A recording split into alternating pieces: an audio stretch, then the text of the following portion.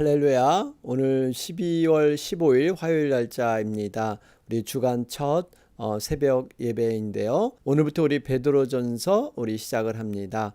오늘 본문 말씀은 베드로전서 2장 1절에서 10절 말씀 보도록 하겠습니다. 그러므로 모든 악독과 모든 기만과 외식과 시기와 모든 비방하는 말을 버리고 갓난 아기들 같이 순전하고 신령한 젖을 사모하라. 이는 그로 말미암아 너희로 구원에 이르도록 자라게 하려 함이라. 너희가 주의 인자하심을 맛보았으면 그리하라. 사람에게는 버림바가 되었으나 하나님께는 택하심을 입은 보배로운 산돌이신 예수께 나아가 너희도 산돌같이 신령한 집으로 세워지고 예수 그리스도로 말미암아 하나님이 기쁘게 받으실 신령한 제사를 드릴 거룩한 제사장이 될지니라. 성경에 기록되었으되 보라, 내가 택한 보배로운 모퉁이 돌을 시온에 두노니 그는 믿는 자는 부끄러움을 당하지 아니하리라 하였으니, 그러므로 믿는 너희에게는 보배이나 믿지 아니하는 자에게는 건축자들이 버린 그 돌이 모퉁이의 머릿돌이 되고, 또한 부딪히는 돌과 걸려 넘어지게 하는 바위가 되었다 하였느니라. 그들이 말씀을 순종하지 아니하므로 넘어지나니 이는 그들을 이렇게 정하신 것이라.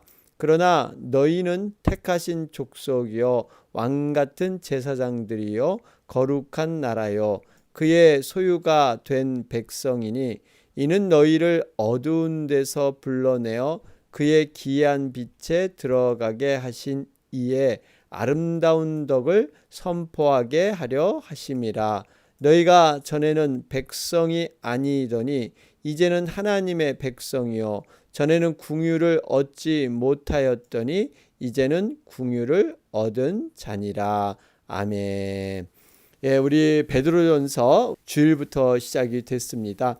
여러분, 베드로전서는 초대교회 지도자였죠. 베드로 사도가 당시 네로 황제의 박해로 인해서 소아시아에 흩어진 신자들을 격려하기 위해서 쓴 글이 바로 베드로전서입니다. AD 60년대로 추정을 하고 있죠. 바울은 투옥이 되고 또 죽음의 그러한 시간이 가까이 왔을 때 정말 어떻게 사는 것이 온전한 삶인가, 종말론적인 삶에 대한 고난에 대해서 어떻게 이겨갈 것인가 하는 것들을 권면해 주고 있습니다. 우리 성도들은 이 땅의 소망이 아니라 하늘의 산 소망을 두고 살아가는 자들이다 뿐만 아니라, 시련 중에서 성도들의 기쁨이 무엇일까, 또 성도들의 정체성, 또 나그네 삶에 관한 것, 또 어떻게 이 땅에서 고난받을 때 성도들이 진실한 사랑과 겸손을 나누고 있을까 하는 것들, 또 선한 행실에 대한 여러 가지 예들을 들어놓고 있습니다. 어떻게 보면 이 베드로전서를 묵상하면서 우리가 지금의 시대에 적용을 해보면요, 많은 그러한 교훈을 깨닫게 됩니다. 자, 그러면서 이 시간 우리 지난 주일부터 베드로전서 1장을 시작을 했는데요. 잠깐 우리 말씀으로 잠깐 우리 좀 살펴보면요. 여러분 1장 6절 말씀을 보면 분명히 시험이 있다 그러죠. 그런데 그 시험은 잠깐 근심하게 되지 않을 수 없으나 오히려 크게 기뻐하는도다 그러죠.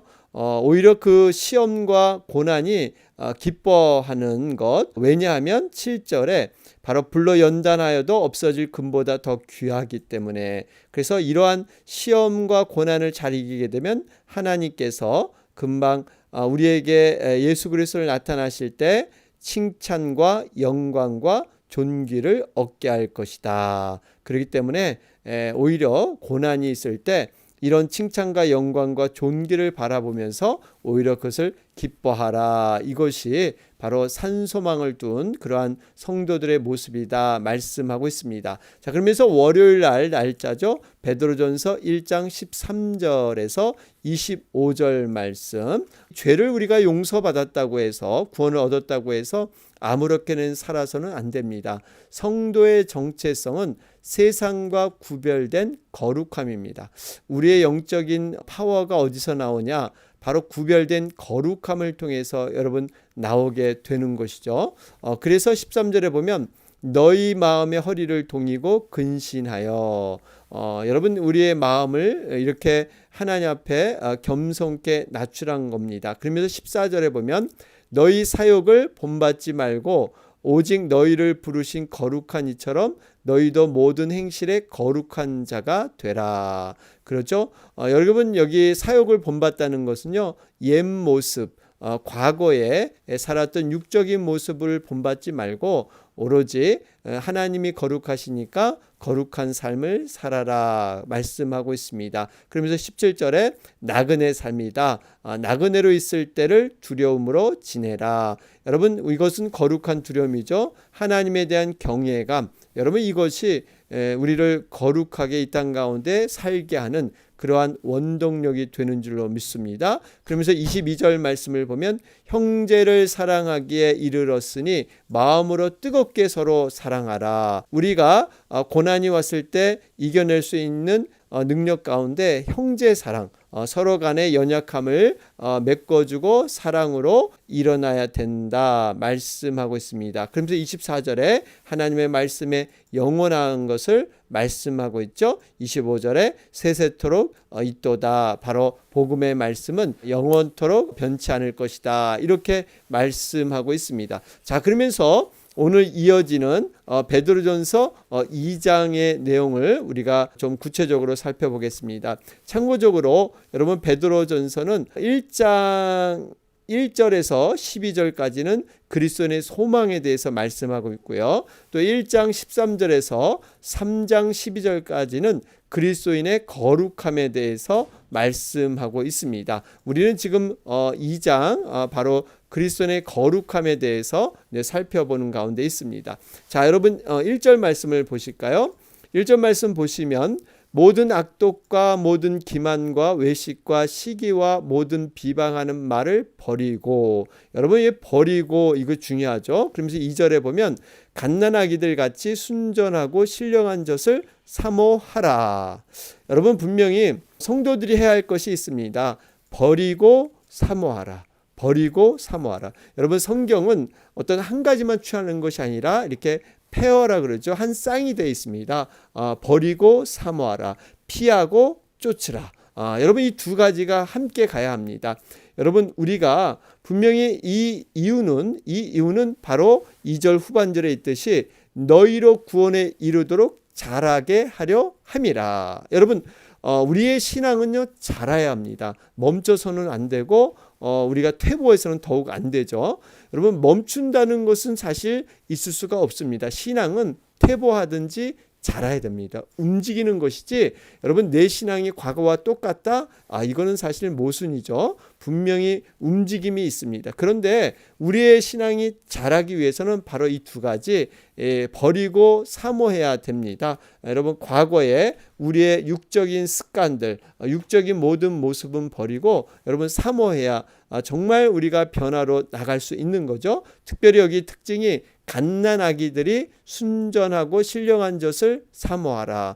여러분 여기 갓난아기들, 어머니의 젖이 없으면 죽게 된다는 이러한 절대절명적인 상황에서 어머니의 젖을 이렇게 먹게 되는, 여러분 이러한 그 태도, 우리가 하나님의 것을 취하지 않으면 우리는 죽을 수밖에 없다. 하박국의 고백처럼요. 오직 믿음으로 내가 살리라. 믿음 아니면 살 수 없다라는 이러한 고백, 이러한 결단이 우리에게 필요한 줄로 믿습니다. 그러면서 3절 말씀에 너희가 주의 인자하심을 맛보았으면, 여기서 인자하심은요 구원의 은혜를 누린 자들, 구원의 확신을 가진 자들, 이런 자들을 얘기해요. 그러니까 2절에서 베드로는 성도는 신령한 젖을 사모해야 된다 권면을 하는데 3절에서는 그리하라고 권면을 하고 있죠. 그러니까 3절 왜 2절처럼 왜 이렇게 살아야 되는가? 왜 신령한 젖을 사모해야 되는가? 그것은 3절의 사람들이 해당이 되는 거예요. 그러니까 구원의 은혜를 받고 정말 구원의 확신이 있는 자는요, 분명히 삶의 방식이나 삶의 목적이 달라져야 된다는 것입니다. 신령한 젖을 늘 사모하는 것, 여러분 이것이 우리가 살 길인 줄로 믿습니다. 그러면서 4절에 사람에게는 버림바가 되었으나 하나님께는 택하심을 입은 보배로운 산돌이신 예수께 나아가. 여러분, 사람에게는 버림바가 되었는데요, 하나님께는 택하심을 받았다는 것입니다. 이 의미는 분명히 우리는 깨달아야 할 것은 사람들의 인정을 우리는 중요시해서는 안 되고요, 오히려 하나님께 인정받는 것, 하나님께 택감 받는 것, 여러분 이것이 가장 우리에게 중요한 그러한 기준이 되는 줄로 믿습니다. 우리가 그렇기 때문에 늘 하나님 앞에서의 삶, 코람데오라 그러죠. 사람들의 평가와 인정보다는 하나님 앞에서의 인정과 평가, 여러분 이것을 늘 염두에 두면서 여러분 살아가는 것, 이것이 진정한 신앙의 성공이다라는 것을 볼 수가 있습니다. 자, 그러면서 5절에 너희도 산돌같이 신령한 집으로 세워지고 예수 그리스도로 말미암아 하나님이 기쁘게 받으실 신령한 제사를 드릴 거룩한 제사장이 될지니라. 여러분 여기 보면 이 산돌같이, 산돌이 누굽니까? 바로 예수 그리스도시죠. 리빙스톤, 산돌이 되셨습니다. 그런데 이 예수님을 중심으로 신령한 집으로 세워진다. 여러분 이 집이라는 개념은요, 연합이라는 의미가 있죠. 그러니까 우리가 혼자 신앙생활로 세워질 수는 없습니다. 함께함으로 한 운명 안에서 서로 연결돼서 유기적인 서로의 연합을 통해서 우리는 온전한 구원에 이르게 될 줄로 믿습니다. 그렇기 때문에 여러분 우리가 이 교회 공동체가 그래서 소중한 거예요. 여러분 교회 공동체는 믿음의 가족 공동체입니다. 믿음을 가지고 서로 가족처럼, 이 가족 공동체는 운명 공동체예요.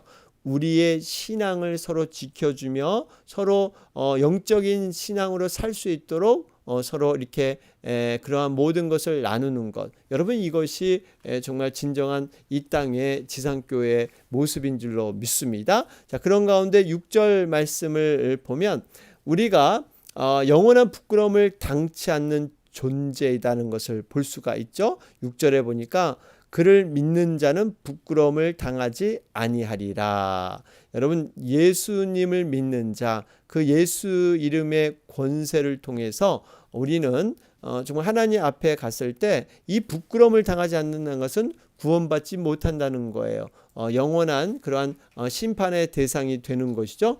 우리는 정말 하나님 앞에 갔을 때 부끄러움을 당하지 아니하는, 사단의 정죄와 세상의 조롱에서 정말 벗어나는, 아무런 효력을 없게 만드는 것, 여러분 이것이 온전한 구원이지 않겠습니까? 자, 그러면서 여러분 7절과 이제 8절 말씀을 보면 우리가 이 세상의 진리에 대한 분별력, 이런 분별력은 세상에는 없습니다. 우리는 영적인 분별력을 가져야 되고요, 진정한 진가가, 진리가 무엇인가를 알 수 있는 그러한 눈을 가져야 합니다. 7절에 보면 너희에게는 보배이나 믿지 아니하는 자에게는 건축자들이 버린 그 돌이 모퉁이의 머릿돌이 됐고, 여러분 보세요. 여기 보니까 버린 돌, 건축자들이 버린 돌, 여러분 세상 사람들의 모습입니다. 예수 그리스도를 이렇게 아무런 쓸모없는 것처럼 버렸습니다. 그러나 우리에게는 보배고 바로 그 돌이 모퉁이의 머릿돌이 되는 줄로 믿습니다. 이것이 바로 영적인 분별력이에요. 무엇이 정말 진정한 진가가 있는가, 참 의미가 있는가를 깨닫게 되는 거죠. 왜 그리고 예수님을 모퉁이의 머릿돌이라고 이렇게 비유했을까요? 여러분, 몇 가지 이유가 있는데요. 첫 번째로 예수님은 성도 개인과 공동체의 신앙의 가장 기초가 되신다는 의미가 있습니다. 여러분, 이 모퉁이의 머릿돌, 여러분 이것을 흔히들 이렇게 초석, 머릿돌, 주춧돌 뭐 이런 얘기를 하죠. 그 밑에서 가장 견고한 기초 반석이 된다는 것입니다. 그러니까 우리는 예수님이 성경의 중심이고 예수님이 결론이기 때문에 모든 신앙의 기초는 예수 그리스도, 그분을 통해서 하나님을 알게 되고 우리 하나님을 믿는 것이 예수님만을 통해서 이루어지는 거죠. 이런 의미가 있고요. 두 번째로는 예수님이 신앙을 성장하고 세워가는 표준이 된다, 이런 의미가 있어요. 바로 모퉁이의 머릿돌이라는 것. 여러분, 우리가 예수님을 얼마나 깊이 알고 그분을 경험하는가, 여러분 이것을 통해서 신앙이 성장되고 신앙의 그런 모든 능력이 이렇게 지켜지는 것이죠. 여러분, 그만큼 예수님이 모든 기준이 되십니다. 마지막으로 예수님이 바로 성도와 교회의 소유자가 되신다는 것입니다. 머릿돌이란 그 건축물의 소유자를 알려주는 것입니다. 그래서 머릿돌에다가 이렇게 소유자 이름을 이렇게 새겨놓기도 하고, 어떤 분이 이렇게 건물을 헌납했으면 또 그분의 이름을 거기에 기록하기도 하죠. 모든 신앙의 기준도 예수 그리스도, 또 우리의 소유자, 그게 바로 예수님이 우리를 소유하는 것으로 그렇게 갖고 계십니다. 우리는 그래서 예수 그리스도를 벗어나서는 절대적으로 안 된다 하는 것이죠. 그러면서 8절에 또한 부딪히는 돌과 걸려 넘어지게 하는 바위가 되었다 하였느니라. 우리에게는 이렇게 소중한 모퉁이의 머릿돌이 되는데요, 이것이 세상 사람들에게는요 부딪히는 돌이 되고 걸려 넘어지게 하는 바위가 됩니다. 여러분, 이 의미는 마치 이렇게 설명할 수 있어요. 여러분, 어둠만이 있는 곳에는 이 어둠이 모든 것이 진리고 어둠이 옳은 줄 알았습니다. 그런데 이 어둠 속에 진정한 빛이 들어올 때는요, 그 어둠의 실체들이 밝혀지는 거예요. 이 어둠, 이 빛이 들어가니까 자신들이 정말 어둡다는 그러한 존재를 인정하지 않을 수 없는 거죠. 여러분, 결국 그래서 이 빛을 미워하게 되고 이 빛을 정죄하게 되고 어둠으로 덮으려고 하는 것, 이게 바로 예수 그리스도가 이 땅에 하나님의 아들로 오셔서 정말 모든 죄를 지적하고 그 죄의 회개를 촉구하고 다시 한번 하나님과 관계를 새롭게 이렇게 변화시키려고 하니까 바로 이 빛 대신 예수님을 어둠의 세력이 완전히 덮은 것, 여러분 이게 십자가의 사건이지 않겠습니까? 바로 그런 이치입니다. 그러니까 부딪히는 돌과 걸려 넘어지게 하는 바위, 그들이 죄성으로 말미암아 정말 스스로 뭐 도둑이 재발절인다 그럴까요? 스스로 이러한 죄성 가운데 결국 그들이 죄인으로 판명받을 수밖에 없는 이러한 모습으로 드러나게 됩니다. 왜 그렇습니까? 8절에 설명하고 있죠.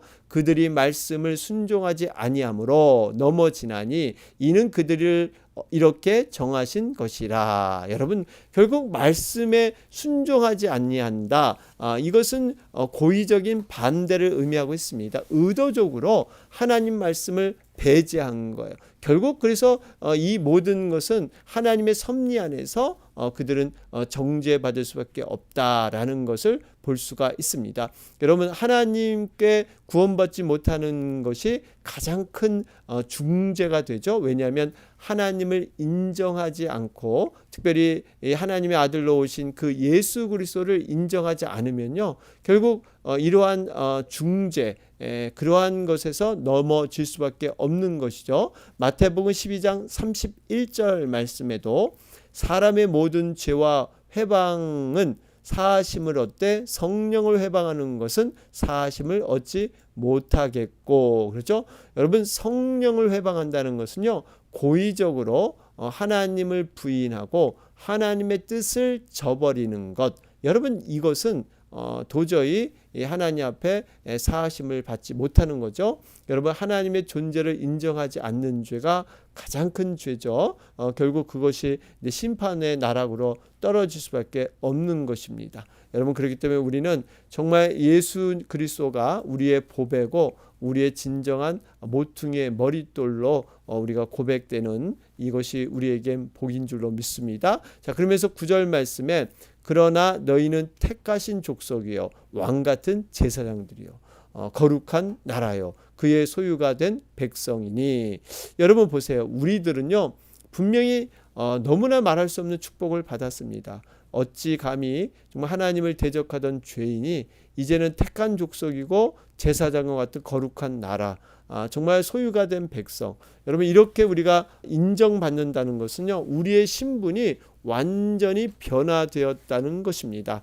예수 그리스도로 말미암아 거지의 꼴에서 왕자가 된 거죠. 여러분 근데 왕자가 되었으면 왕자의 신분에 맞게끔 행동하는 것, 이게 바로 성도들의 변화된 삶입니다. 우리가 변화된 신분이 됐으면 그 신분에 맞게 여러분 행동도 따라가야 되는 거죠. 우리가 과거의 모습의 행동을 하면서 신분은 변화됐다고 주장하는 것, 여러분 이것은 어폐가 있죠. 모순입니다. 자, 그러면서 우리가 성도들이 감당해야 될 것이 뭐냐? 우리 성도들이 하나님께 구원받은 자로서 확신을 얻고 우리가 분명히 믿음의 사람이라고 하나님 앞에 고백을 한다면 우리가 반드시 감당해야 될 사명이 있습니다. 이 사명은 어떠한 목회자나 선교사님들, 어떤 직분자에만 주는 것이 아니라 구원받은 자라면 하나님 앞에 정말 구원의 확신과 구원받았다고 자부하는 자들이면 반드시 이루어야 될 사명인 것이죠. 그것이 뭘까요? 우리 9절 말씀을 보면 이는 너희를 어두운 데서 불러내어 그의 기이한 빛에 들어가게 하신 이의 아름다운 덕을 선포하게 하려 하심이라. 그러니까 이것이 바로 우리의 사명이 되고 있습니다. 누구도 예외가 없어요. 하나님께서 구원시켜 주신 이유는 우리를 이렇게 택하신 족속 제사장, 여러분 소유된 백성, 여러분 제사장은 하나님과 인간 사이의 중보 역할이죠. 그러니까 그런 사역이 뭐냐? 바로 지금 말씀드린 것처럼 아름다운 덕을 선포하게 하려 하심이라. 우리를 어두운 데서 불러내서요 정말 이 아름다운 복을 선포한다. 이게 뭡니까? 이때까지 감춰있던 어떤 사건이나 진실이 알려지지 않은 세상에 이것을 알리는 이러한 사람으로 우리를 세워주신다는 사실입니다. 여러분 우리가 명심해야 할 것은 구원받은 복을 누린 자, 우리 늘 권리와 의무라는 것이 있죠. 여러분 우리가 하나님 앞에 정말 하나님의 백성으로서 권리를 누리고 많은 이득을 누리고 복을 누리면요 우리가 해야 될 사명, 의무도 분명히 있다는 거예요. 권리만 주장하고 권리만 누리고 있으며 의무는 전혀 하지 않는 것, 여러분 이것은 또 하나님 앞에 모순이죠. 분명히 우리가 이러한 권리와 의무, 이 두 가지를 잘 우리가 생각하면서 우리가 해야 될 이러한 아름다운 사역, 여러분 이것을 통해서 또 하나님은 일로서 우리에게 주시는 것이 아니라 이 사역을 잘 감당하게 되면요 하나님과의 관계가 너무나 깊어집니다. 그동안 누리지 못했던 하나님의 복된 능력을 누릴 수 있고요, 우리의 신앙이 늘 요동치지 않고 정말 하나님과 변함없는 그런 관계에서 견고히 서는 것, 이것은요 우리가 사역, 주어진 사역과 사명을 감당할 때 비로소 이런 모든 복이 완성될 줄로 믿습니다. 그러니까 하나님께서는 우리를 온전히 더 세우시기 위해서 이러한 사역도 우리에게 맡겨주셨다 하는 것이죠. 자, 그러면서 결론이 10절 말씀입니다.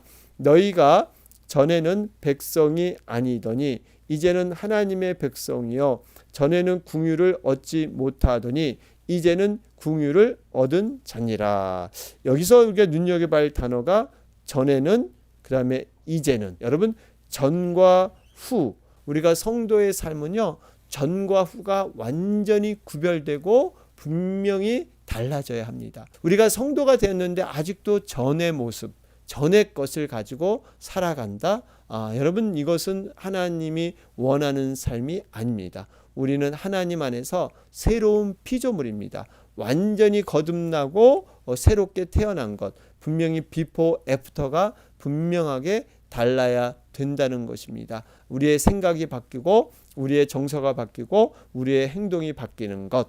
여러분, 이러한 삶이 진정으로 우리가 복음을 나타내고 하나님의 살아계심을 증거하는 삶이 될 줄로 믿습니다. 유명한 일화가 있죠. 우리가 정말 이 찬송가 중에 모든 찬송이 다 은혜롭지만 특별히 405장 Amazing Grace, 나 같은 죄인 살리신 그 은혜 놀라와, 이 곡을 작사한 분이 존 뉴턴이란 분인데요.